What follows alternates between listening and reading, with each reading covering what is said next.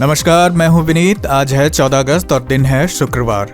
आपका स्वागत है समय बुलेटिन टॉप 25 में। आइए नजर डालते हैं उत्तर प्रदेश की आज की बड़ी खबरों पर। मिशन शक्ति से महिलाओं का पुलिस पर भरोसा बढ़ा। शामली से गोरखपुर तक बनेगा 745 किलोमीटर का हाई स्पीड हाईवे। लखनऊ में अब कुत्ते और बिल्ली पालने पर भी लाइसेंस जरूरी। महिलाओं को 40,000 देने पर अखिलेश का बड़ा ऑफर। लखनऊ में 2,000 करोड़ की सरकारी जमीन हड़पने की कोशिश। देश में सबसे ज्यादा घरेलू पर्यटक यूपी पहुंचे, काशी सबसे आगे। और यूपी में 14 अगस्त को भारी बारिश, आंधी बिजली का अलर्ट। अब बाकी के समाचार देखते हैं विस्तार से। मिशन शक्ति से महिलाओं का पुलिस पर भरोसा बढ़ा। महिलाओं की सुरक्षा सिर्फ पुलिस कार्रवाई तक सीमित नहीं है, बल्कि भरोसे और आसानी से बात कह पाने से भी जुड़ी है। यूपी में मिशन शक्ति के तहत महिला help desk, beat policing, pink booth, CCTV और हेल्पलाइन जैसी सुविधाएं सुरक्षा व्यवस्था का हिस्सा हैं। महिला हेल्प डेस्क का मकसद थाने में महिलाओं को सहज माहौल देना है, ताकि डर या झिझक के बिना वे अपनी समस्या बता सकें। गांव के करीब पहुंच रही हेल्थ केयर सुविधा। गांव में अब हेल्थ केयर का मतलब सिर्फ बीमारी के बाद अस्पताल जाना नहीं है। समय पर जांच, दवा, टीकाकरण, गर्भवती महिलाओं की देखभाल और बच्चों की निगरानी भी जरूरी है। आयुष्मान आरोग्य मंदिर, पीएचसी, सीएचसी, आशा वर्कर, टेलीमेडिसिन और 108, 102 एम्बुलेंस जैसी सेवाएं इलाज को लोगों के करीब ला रही हैं। सामान्य बीमारियों की जांच और इलाज प्राथमिक स्तर पर हो सकता है, जिससे हर बार बड़े अस्पताल जाने की जरूरत कम होती है। कंस्ट्रक्शन वर्कर्स के परिवारों तक पहुंच रही है मदद। कंस्ट्रक्शन वर्कर्स धूप, धूल, बारिश और जोखिम के बीच काम करते हैं। काम की जगह बदलने और आमदनी नियमित नहीं होने से बच्चों की पढ़ाई, बीमारी और दूसरे खर्च संभालना मुश्किल हो सकता है। यूपी BOCW बोर्ड के जरिए रजिस्टर्ड श्रमिकों और उनके परिवारों को अलग अलग योजनाओं से जोड़ने की व्यवस्था है। पोर्टल पर रजिस्ट्रेशन, नवीनीकरण और योजना के लिए आवेदन जैसी सुविधाएं भी मौजूद हैं। आलू किसानों को भंडारण पर प्रति किलो 1 रुपए की राहत। उत्तर प्रदेश में आलू किसानों को भंडारण शुल्क में राहत देने की तैयारी है। सरकार की ओर से आलू भंडारण और किसानों को प्रति किलो 1 रुपए की छूट दी जाएगी। वहीं बाजार भाव में अंतर होने से 1 रुपए 50 पैसे प्रति किलो के हिसाब से भरपाई भी दी जाएगी। सरकार का कहना है कि किसानों को उत्पादन से लेकर बिक्री तक परेशानी न हो, इसके लिए चालू वर्ष में भी बेहतर बिक्री की संभावनाओं पर काम शुरू किया गया है। रेलवे में सेक्शन कंट्रोलर के 119 पदों पर भर्ती। रेलवे में सेक्शन कंट्रोलर के 119 पदों पर भर्ती के लिए आवेदन की आखिरी तारीख 14 अगस्त 2026 है। इसके लिए ग्रेजुएशन पास उम्मीदवार आवेदन कर सकते हैं। उम्र 20 से 33 साल के बीच होनी चाहिए, जबकि आरक्षित वर्गों को नियम के अनुसार छूट मिलेगी। चयन CBT, CBAT और डॉक्यूमेंट वेरिफिकेशन के जरिए होगा। सामान्य OBC और EWS उम्मीदवारों के लिए फीस 500 रुपये, SC, ST, PH और महिला उम्मीदवारों के लिए 250 रुपये है। पूर्वांचल मध्यांचल में 21 नई food processing units. Uttar Pradesh में 40 फूड प्रोसेसिंग परियोजनाओं को लेटर ऑफ कंफर्ट जारी किए गए हैं। इनमें 21 से ज़्यादा यूनिट्स पूर्वांचल और मध्यांचल में लगाई जा रही हैं। प्रयागराज, वाराणसी, गोरखपुर, अयोध्या, हरदोई, सीतापुर और कानपुर देहात जैसे जिलों में इन परियोजनाओं से फूड प्रोसेसिंग का काम बढ़ेगा।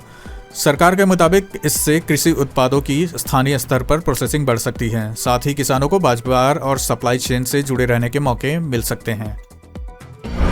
शामली से गोरखपुर तक बनेगा 745 किलोमीटर का हाई स्पीड हाईवे।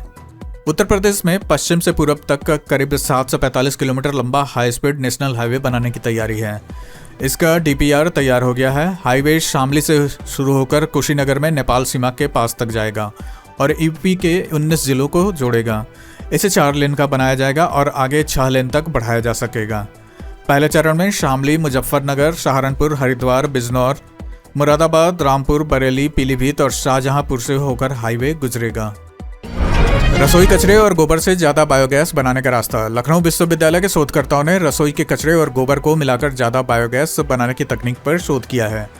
शोध में दोनों कचरों को 1:1 के अनुपात में मिलाने पर मीथेन की मात्रा 68.4% तक मिली है। शोधकर्ताओं के मुताबिक दोनों तरह के जैविक कचरे का इस्तेमाल करने पर अकेले किसी एक कचरे की तुलना में बेहतर गैस उत्पादन हो सकता है। इससे ग्रामीण इलाकों में कचरा प्रबंधन के साथ स्वस्थ ऊर्जा की जरूरत पूरी करने में मदद मिल सकती है। गांव में अब 2 घंटे में टीबी की जांच का दावा। उत्तर प्रदेश के ग्रामीण इलाकों में अब 2 घंटे में टीबी की जांच का दावा किया गया है। स्वास्थ्य विभाग ने 1639 नई आणविक मशीनें 75 जिलों में और 827 विकास खंडों के अस्पतालों में भेजी हैं। इससे टीबी की जांच और बीमारी की पहचान जल्दी हो सकेगी। इसके अलावा 829 स्थिर डिजिटल एक्सरे और 357 पोर्टेबल एक्सरे यूनिट भी टीबी की पहचान और इलाज में लगाई गई हैं। इस साल के 6 महीनों में 3,37,000 टीबी मरीज खोजे गए हैं। गोरखपुर से हैदराबाद के लिए पहली सीधी अमृत भारत। गोरखपुर को रेलवे की एक और बड़ी सौगात मिली है। रेलवे बोर्ड ने गोरखपुर से हैदराबाद के चेरापल्ली तक अमृत भारत ट्रेन चलाने की मंजूरी दी है। यह गोरखपुर से हैदराबाद के लिए पहली सीधी ट्रेन होगी और इससे करीब 1500 यात्रियों को सुविधा मिलने की उम्मीद है। फिलहाल इसे प्रयोग के तौर पर सप्ताह में एक दिन चलाने को मंजूरी मिली है। यात्रियों की मांग बढ़ने पर इसके फेरे बढ़ाए जा सकते हैं। लखनऊ में अब कुत्ते और बिल्ली पालने पर भी लाइसेंस जरूरी। लखनऊ में पालतू कुत्ते और बिल्ली पालने वालों के लिए नए नियम लागू हो गए हैं। पहली बार बिल्लियों को भी लाइसेंस व्यवस्था में शामिल किया गया है। देसी कुत्ते का सालाना लाइसेंस 200 रुपये, विदेशी नस्ल के कुत्ते का 1000 रुपये और किसी भी नस्ल की बिल्ली का लाइसेंस 500 रुपये होगा। बिना लाइसेंस कुत्ता रखने पर 5000 रुपये और बिल्ली रखने पर 1000 रुपये तक का जुर्माना होगा। लाइसेंस के लिए सूचना मिलने के बाद भी आवेदन नहीं करने पर 50 रुपये रोज अतिरिक्त जुर्माना देना होगा। प्राइवेट स्कूलों में शिक्षकों की कम सैलरी पर जांच। प्रयागराज में प्राइवेट स्कूलों में शिक्षकों को कम वेतन देने का मामला सामने आया है। विधान परिषद की जांच समिति की रिपोर्ट के बाद प्रयागराज समेत लखनऊ, आगरा, अलीगढ़ और गोरखपुर के निजी स्कूलों की जांच के आदेश दिए गए हैं। नियम के मुताबिक स्कूलों को फीस से आय का 75% शिक्षकों के वेतन पर खर्च करना चाहिए। प्रयागराज में 35 निजी स्कूलों को नोटिस कर जवाब मांगा गया है। प्रमुख सचिव से 1 महीने में जांच रिपोर्ट तैयार करके देने को कहा गया है। यूपी में 14 अगस्त को भारी बारिश और आंधी बिजली का अलर्ट। भारतीय मौसम विभाग के मुताबिक 14 अगस्त को देश के कई हिस्सों में भारी से बहुत भारी बारिश हो सकती है। ओडिशा, पश्चिम बंगाल, छत्तीसगढ़ और झारखंड में भारी से बहुत भारी बारिश का अनुमान है। छत्तीसगढ़ के कुछ इलाकों में अत्यंत भारी बारिश की भी आशंका है। यहाँ 35 से 45 किलोमीटर प्रति घंटे की रफ्तार से हवाएं चल सकती हैं, जिनके झोंके 55 किलोमीटर प्रति घंटे तक पहुंच सकते हैं। हिमाचल प्रदेश और उत्तराखंड में भी कुछ जगहों पर भारी बारिश हो सकती है। जम्मू कश्मीर, पंजाब, हरियाणा, चंडीगढ़ और पूर्वी राजस्थान में कुछ जगह पर भारी बारिश का अनुमान है। वहीं पश्चिमी और पूर्वी उत्तर प्रदेश में 14 और 15 अगस्त को बड़े इलाके में बारिश होने की संभावना है। इस दौरान आंधी, तूफान और बिजली चमकने की घटनाएं भी हो सकती हैं। यूपी के 52 मॉडल स्कूलों में बनेंगे मिनी स्टेडियम।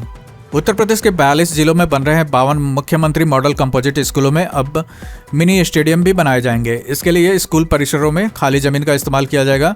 बेसिक शिक्षा विभाग ने निर्माण की जिम्मेदारी तय कर दी है। काम समय पर और अच्छी गुणवत्ता के साथ पूरा कराने के निर्देश दिए गए हैं। इन स्कूलों का निर्माण आगरा, अलीगढ़, अयोध्या, आजमगढ़, बरेली, लखनऊ, मेरठ, रामपुर समेत 42 स्कूलों में कराया जा रहा है। गंगा किनारे बिठूर में बनेगा पंचकर्मा वेलनेस सेंटर। कानपुर के बिठूर कला में गंगा किनारे केरल की तर्ज पर पंचकर्मा वेलनेस सेंटर बनाया जाएगा। इसके लिए आयुष विभाग को करीब 20 बीघा जमीन दी गई है। इसका मकसद आयुर्वेद को पर्यटन से जोड़ना और धार्मिक, आध्यात्मिक तथा स्वास्थ्य पर्यटन को बढ़ावा देना है। केंद्र में बजट मिलने के बाद निर्माण शुरू होने की उम्मीद है। केंद्र सरकार की योजना के तहत गंगा के किनारे ऐसे 3 सेंटर बनाए जाने हैं। इसके लिए कानपुर के अलावा प्रयागराज और वाराणसी को चुना गया है। नवरात्र में वैष्णो देवी जाना मुश्किल, ट्रेनों में अभी से लंबी वेटिंग। कानपुर और आसपास के जिलों में नवरात्र में माता वैष्णो देवी जाने वाले श्रद्धालुओं की परेशानी अभी से बढ़ गई है। कानपुर से कटरा और जम्मू जाने वाली ट्रेनों में करीब 2 महीने पहले ही लंबी वेटिंग शुरू हो गई है। जम्मू मेल की स्थिति सबसे ज़्यादा खराब है। स्लीपर से लेकर एसी कोच तक सीटें सीमित हैं। कानपुर से सीधे कटरा जाने वाली ट्रेनें भी कम हैं। ऐसे में नवरात्र के दौरान भीड़ बढ़ने पर यात्रियों की परेशानी और बढ़ सकती है और तत्काल टिकट पर निर्भरता बढ़ेगी। गलत इलाज के केस में 18 साल बाद 3 डॉक्टरों पर 6 लाख का हर्जाना। प्रयागराज में इलाज में लापरवाही से महिला की मौत के मामले में करीब 18 साल बाद फैसला आया है। जिला उपभोक्ता आयोग ने शहर के 3 डॉक्टरों को मृतका के पति को 6 लाख रुपए हर्जाना देने का आदेश दिया है। इस रकम पर केस दाखिल करने की तारीख से भुगतान तक 8% सालाना ब्याज भी देना होगा। इसके अलावा 10,000 रुपये मुकदमे का खर्च भी देना होगा। मृतका मालती सिंह के पति महंत प्रकाश सिंह ने 24 जुलाई 2008 को केस दर्ज कराया था। लखनऊ में 2000 करोड़ की सरकारी जमीन हड़पने की कोशिश। लखनऊ के जानकीपुरम में करीब 2000 करोड़ रुपए की सरकारी जमीन हड़पने की कोशिश का मामला सामने आया है। 6 गांवों में चारागाह, बंजर और दूसरी सुरक्षित जमीन की करीब 120 बीघा जमीन पर घोटाले का आरोप है। जिला अधिकारी की जांच के बाद शासन को रिपोर्ट भेजी गई है। मामले में चकबंदी विभाग के 10 पूर्व अधिकारियों पर कार्रवाई की सिफारिश की गई है। जानकीपुरम थाने में केस भी दर्ज हुआ है। पुलिस अब वर्ष 1988 से तैनात रहे अधिकारियों और कर्मचारियों की भूमिका की जांच कर रही है। महिलाओं को 40,000 देने पर अखिलेश का बड़ा ऑफर। उत्तर प्रदेश में 2027 विधानसभा चुनाव से पहले महिलाओं को पैसे देने के वादे को लेकर सियासत तेज हो गई है। योगी सरकार की तरफ से पात्र महिलाओं को 50,000 रुपए देने की तैयारी की खबर के बीच अखिलेश यादव ने भी महिलाओं को 40,000 रुपए देने का ऑफर दिया है। अखिलेश ने सोशल मीडिया पोस्ट पर बीजेपी के 20,000 रुपए देने के वादे को जुमला बताया। वहीं योगी सरकार की योजना में चुनाव से पहले 20,000 और नई सरकार बनने के बाद 10,000 रुपए की किस्त देने की बात कही गई। मायावती ने पूर्व मंत्री अंटू मिश्रा को पार्टी से निकाला। बसपा प्रमुख मायावती ने अपने पार्टी के पूर्व स्वास्थ्य मंत्री अनंत कुमार मिश्रा उर्फ अंटू मिश्रा को पार्टी से निष्कासित कर दिया है। मायावती ने सोशल मीडिया पोस्ट के जरिए इसकी जानकारी दी। उन्होंने अंटू मिश्रा पर पार्टी विरोधी गतिविधियों का आरोप लगाया और तत्काल प्रभाव से बाहर करने की बात कही। इससे पहले मायावती अपने समधी अशोक सिद्धार्थ को भी पार्टी से निकाल चुकी हैं। मायावती ने पार्टी कार्यकर्ताओं से चुनावी माहौल के बीच विरोधियों से सावधान रहने और पार्टी के मिशन के लिए पूरी ताकत से काम करने की अपील की। मायावती का विपक्ष पर हमला, बोली वोट के चक्कर में दूसरे मुद्दे भूल गए। FCRA संशोधन बिल को संयुक्त संसदीय समिति यानी JPC में भेजे जाने पर मायावती ने विपक्षी दलों पर निशाना साधा है। उन्होंने कहा कि जनजी के वोट के चक्कर में देश के दूसरे मुद्दे भूल गए हैं। मायावती ने कहा कि विपक्ष ने संसद में इस बिल पर शुरुआती चर्चा नहीं होने दी। वहीं सरकार इस बिल को विदेश से आने वाले फंड में कथित भ्रष्टाचार से जोड़ रही है। उन्होंने कहा कि सत्ता और विपक्ष दोनों ने इस मुद्दे को राजनीतिक बना दिया है। नोएडा के डेटा सेंटर को बिजली देने के लिए अडानी को नया लाइसेंस। नोएडा के डेटा सेंटर पार्क को बिजली देने के लिए अडानी समूह को अलग बिजली वितरण लाइसेंस देने की तैयारी है। नियामक आयोग ने कंपनी का प्रस्ताव स्वीकार कर लिया है। अब 1 महीने में आपत्तियों और सुझाव मांगे गए हैं। राज्य विद्युत उपभोक्ता परिषद ने इसका विरोध किया है। परिषद का कहना है कि इससे पश्चिमांचल बिजली कंपनी को आर्थिक स्थिति और उपभोक्ताओं के हित प्रभावित हो सकते हैं। मामले पर आपत्तियां मिलने के बाद आयोग सुनवाई करेगा और फिर लाइसेंस देने का फैसला होगा। 8 घंटे की बिजली कटौती से भड़के लोग, जेई को बनाया बंधक। गोरखपुर के बिछिया इलाके में 8 घंटे की बिजली कटौती से नाराज लोगों ने महद्दीपुर बिजली उपकेंद्र पर हंगामा किया। लोगों ने वहां तैनात जेई राजाराम मिश्रा को बंधक बना लिया। उनका कहना था कि जब तक खराब ट्रांसफार्मर नहीं बदला जाएगा, जेई को नहीं छोड़ा जाएगा। पुलिस मौके पर पहुंची लेकिन लोग नहीं माने। बाद में SDO पहुंचे और नया ट्रांसफार्मर मंगवाया।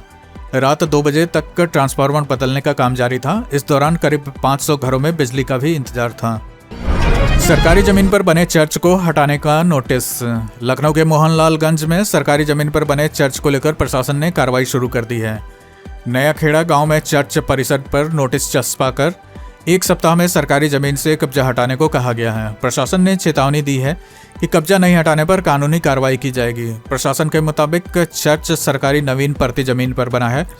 SDM ने तहसीलदार को राजस्व संहिता की धारा 67 के तहत कब्जेदारों के खिलाफ केस दर्ज कराने के निर्देश दिए हैं। देश में सबसे ज्यादा घरेलू पर्यटक यूपी पहुंचे, काशी सबसे आगे। उत्तर प्रदेश घरेलू पर्यटकों को आकर्षित करने में देश में सबसे आगे है। इसमें वाराणसी का स्थान सबसे ऊपर बताया गया है। काशी विश्वनाथ धाम बनने के बाद वाराणसी में पर्यटकों की संख्या बढ़ी है। काशी विश्वनाथ मंदिर में रोजाना 1 लाख से ज्यादा श्रद्धालु दर्शन के लिए पहुंचते हैं। बाबा विश्वनाथ के साथ गंगा में नौकायान भी पर्यटकों के लिए आकर्षण का बड़ा कारण है। अक्टूबर में नमक घाट पर एयर शो भी होने वाला है, जिससे वाराणसी में पर्यटकों की संख्या और बढ़ने की उम्मीद है।